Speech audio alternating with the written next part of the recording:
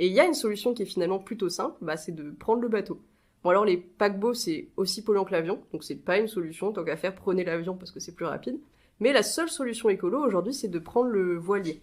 Donc vous avez deux solutions, soit vous vous arrangez avec des équipages qui tentent la transatlantique, donc il faut compter une douzaine de jours. Mais il y a une autre solution, il y a des entreprises qui ont mis en place une traversée. Il y a Tote, je sais pas du tout comment on prononce le nom de cette entreprise, mais je crois que c'est Tote, qui vous emmène à Tote, qui vous emmène à New York. Et il y a Sailcup qui vous emmène à Baltimore ou à Saint-Pierre-et-Miquelon, avec des transatlantiques assez régulières à partir de cette année.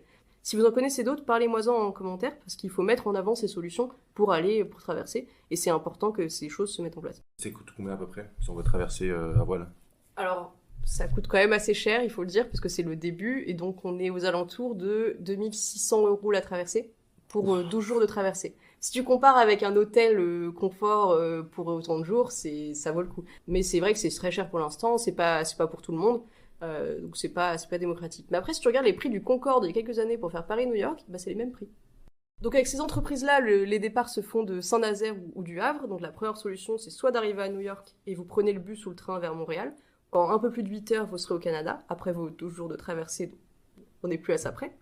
Mais ça implique de prendre un ESTA aux États-Unis, de faire plus de formalités à la frontière.